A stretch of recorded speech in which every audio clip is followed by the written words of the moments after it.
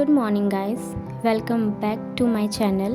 And जैसा कि मैं उठ चुकी हूँ 6 बजे और मैं मॉर्निंग का ये मेरा मतलब कि ये डिटॉक्स ड्रिंक मैंने नेक्स्ट मतलब कि नाइट में बना लिया था। मतलब इसमें मैं क्या क्या ऐड किए थे मैं आपको बताती हूँ। जैसे कि मैंने इसमें कुकुम्बर और जिंजर और beetroot and some lemons, ठीक है। इसको आप रात में भिगो के रख देंगे ना, तो फिर जब मॉर्निंग में ये होगा तो ये इसी कलर का एकदम प्योर होगा। और इससे क्या होगा ना कि मॉर्निंग में आप जब पियोगे खाली पेट एकदम, तो इससे आपको मतलब कि एसिडिटी हो गया और मतलब कि पेट को ठंडा रखेगा, ठीक है।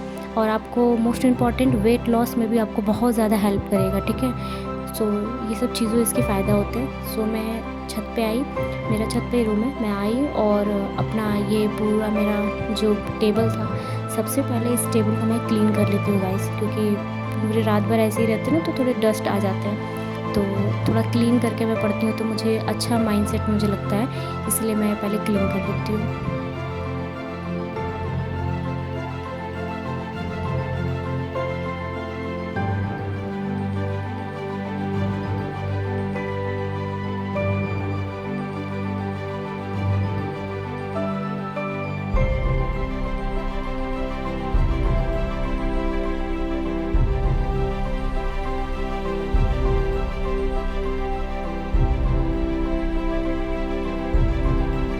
तो क्या आपके साथ भी ऐसा हो रहा है क्या गाइस कि जब से डेट आया है 27 जुलाई से का, तब से बहुत ज़्यादा मतलब कि अंदर से डर लग रहा है कि क्या होगा क्या नहीं होगा, क्योंकि ऑलरेडी बहुत लेट था पेपर मतलब होने में, लेकिन इनफ टाइम मिला है। ऐसा नहीं है कि टाइम बहुत कम मिला था, तो इनफ टाइम भी मिला है। तो इस पेपर को लेके मेरे एक्सपेक्टेशन बहुत ज़्यादा है कि बस ये पेपर अच्छे से निकल जाए। ये सब चीज़ों के बारे में सोच के थोड़ा सा डर लगता है, लेकिन मुझे ऐसा लगता है कि देखिए, ऐसा मैं अप्लाई करती हूँ अपने ऊपर कि मुझे ऐसा लगता है ना कि देखिए, किसी भी पेपर, किसी भी एग्ज़ाम की तैयारी कर रहे हो आप, या कुछ भी आप तैयारी कर रहे हो ना, तो डरने से सबसे ज़्यादा इम्पॉर्टेंट है ना कि आप उस प्रोसेस को थोड़ा और अच्छे से करो और इन्जॉय करते हुए करो।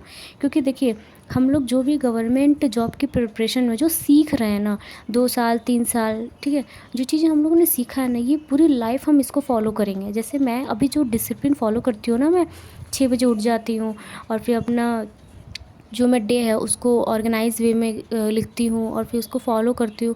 इस तरीके के जो डिसिप्लिन है ना, ये 2-3 साल का सिर्फ एक होता नहीं प्रैक्टिस है, लेकिन इसको पूरी लाइफ हम चलता है हमारे।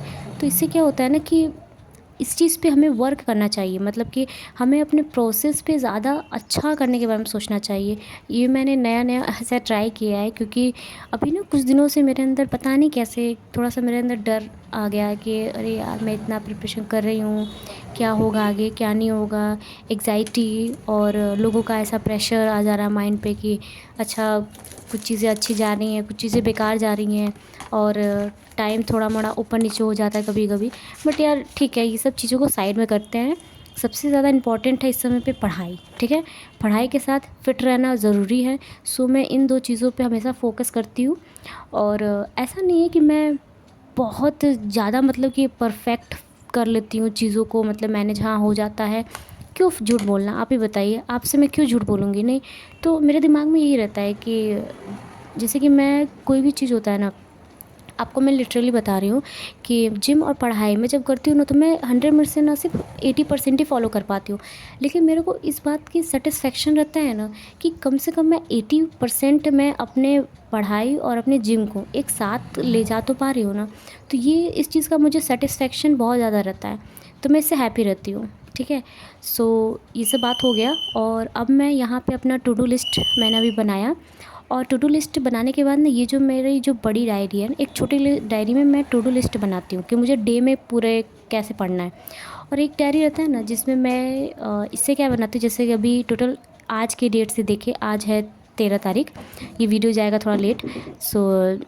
13 तारीख है ना, तो इस पे मैं लिख लेती हूँ कि आज कितने दिन, मतलब 27 जुलाई तक में कितने दिन बचे हुए। टोटल 104 डे हैं।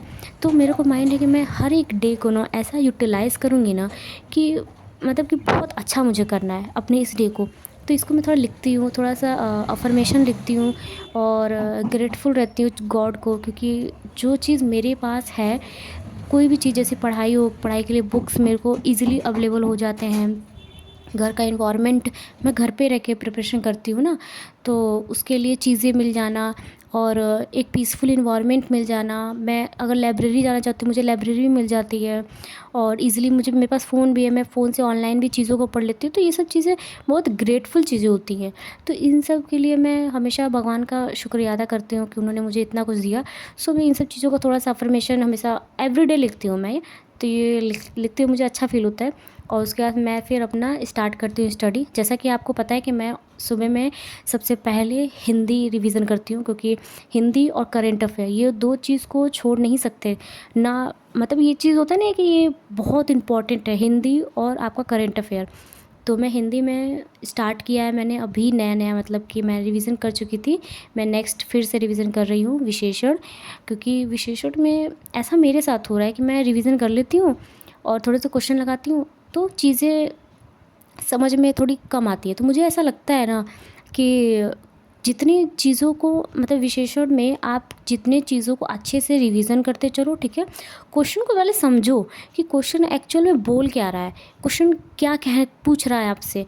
नहीं, क्योंकि ऐसे नहीं कि आप कुछ भी रट्टा मार सकते हो। जैसे आप अदर सब्जेक्ट में ना रट्टा मार सकते हो कि हाँ, रट्टा मार लो, रिवीज़न करते चलो, हाँ हो जाएगा। लेकिन हिंदी एक ना, मतलब कि ये सब्जेक्ट ना समझ के ना आप इसको समझो ना कि ये एक लैंग्वेज है। जैसे हम अभी नॉर्मल हिंदी बोल रहे हैं ना, इंग्लिश बोलते हैं, तो ये एक लैंग्वेज है, हिंदी लैंग्वेज है। तो आप जब अपने लैंग्वेज पे आप अच्छे से फोकस करोगे ना, तो अपने आप चीज़ों को अच्छी होने लगेगी। जैसे कि मेरा उतना हिंदी में मार्क्स थोड़े से कम आते थे, लेकिन अब तो मतलब एवरेज आते हैं। तो मैंने ये चीज़ ना सीखी है कि हिंदी एक लैंग्वेज समझ के आप पढ़ाई करो, तो वो चीज़ आपको ज़्यादा समझ में आती है। सो मैं यहाँ पे चीज़ों को लिख के टॉपिक बेसिस पे कोई सो मैं इसको जल्दी से रिवीजन कर लेती हूँ। उसके बाद मैं आपसे मिलती हूँ गाइस।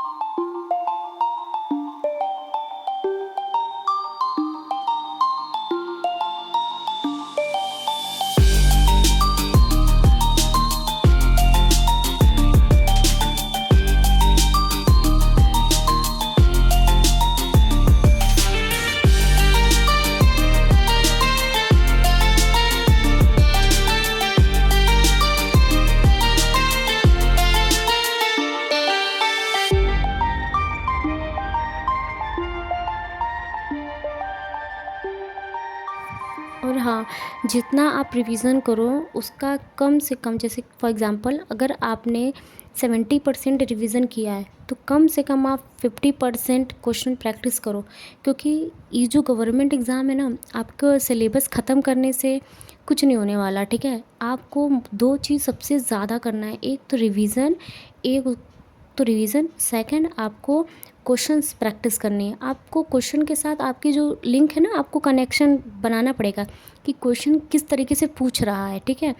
और आप जब तक रिवीज़न अच्छे से कर लिए, तो आपने रिवीज़न के बाद तुरंत प्रैक्टिस कर लो। मैं ऐसे ही करती हूँ, मैंने रिवीज़न कर लिया हिंदी और फिर मैं पूर्वालोकन से तुरंत उसका प्रैक्टिस कर लेती हूँ। और मैंने अपने लिए जैसे कि मेरे अंदर ना, मैं डिसिप्लिन को बहुत अच्छे से फ़ॉलो कर लेती हूँ, ठीक है? मैं कोई भी कंसिस्टेंसी के साथ किसी भी काम को अच्छे से कर लेती हूँ, ठीक है?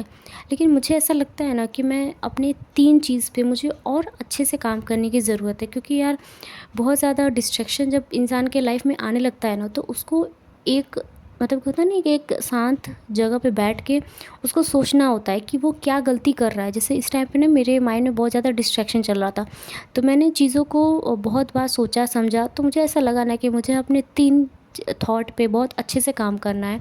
जैसे पहला माइंडसेट, क्योंकि आप किसी भी बहुत सक्सेसफुल पर्सन को देख लो, या फिर कोई भी आप जो भी गवर्नमेंट एग्ज़ाम निकाला, या फिर आईटी सेक्टर में, या फिर बैंकिंग सेक्टर में, या फिर कोई भी आप बिलियनियर को देख लो, ठीक है?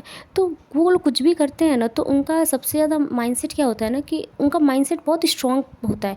ऐसे वो कुछ भी नहीं नेगेटिव अपने लिए नहीं सोचते, कुछ भी, मतलब कि ना नेगेटिव चीज़ों को ना सोचना, और माइंडसेट उनकी स्ट्रॉन्ग होती है, पहला चीज़। दूसरा ये ना कि और सेकंड है इमोशनली, मतलब कि आपको ना बोलना आना चाहिए, ठीक है। चाहे आप घर में ना बोल दो किसी भी चीज़ को लेके, या बाहर बोल दो, या कुछ भी आपको लग रहा है कि हाँ आपकी टाइम को ये वेस्ट कर रहा है जिसका कोई सेंस नहीं बनता, तो आपको इमोशनली ना हो कि आपको माइंडसेट के साथ काम लेना है कि नहीं भाई मैं नहीं कर सकता, ऐसा वाला, ठीक है। और थर्ड आता है आपकी, थर्ड जो चीज़ें आती है वो आती है आपकी बॉडी, ठीक है। आपकी फ़िज़िकल बॉडी किस तरीके की है ये बहुत ज़्यादा मैटर करता है, ठीक है। आप जब तक एज ए बॉडी से फिट नहीं होगे ना, तो जो चीज़ें हैं नेगेटिव होती रहेंगी, ठीक है ना। तो आप थोड़ा बहुत हेल्थ पे ध्यान दो अपने, ठीक है। जैसे कि थोड़ा बहुत मैं भी करती हूँ, और आप भी थोड़ा मोड़ा ध्यान दो, ठीक है। और यही 3 चीज़ें मुझे ऐसा लगता है कि मैं इन तीनों पे और अच्छे से काम करूँगी, माइंडसेट और इमोशनली एंड थर्ड होगा हमारा फिटनेस, ठीक है। ये 3 चीज़ों पे मैं अब से प्रैक्टिस करूँगी, और मेरे आने वाले जो ब्लॉग होंगे उनमें भी इन चीज़ों का आपको थोड़ा मोड़ा मतलब कि इम्प्रूवमेंट दिखेगा, ठीक है। सो गाइज़ अभी तक के लिए वीडियो यहीं तक रखते हैं। Thank you so much guys to click this video. Thank you so much guys, मुझे बहुत ज़्यादा अच्छा लगता है कि आप मेरे वीडियो को देखते हो, ठीक है। Thank you so much and good night guys. और अपने प्रिपरेशन को बहुत अच्छा करिए, ठीक है। इस बार सिलेक्शन लेके रखना है, ठीक है ना। अपनी सीट एक फ़िक्स रखनी है गाइज़, ठीक है। Bye guys and thank you so much once again.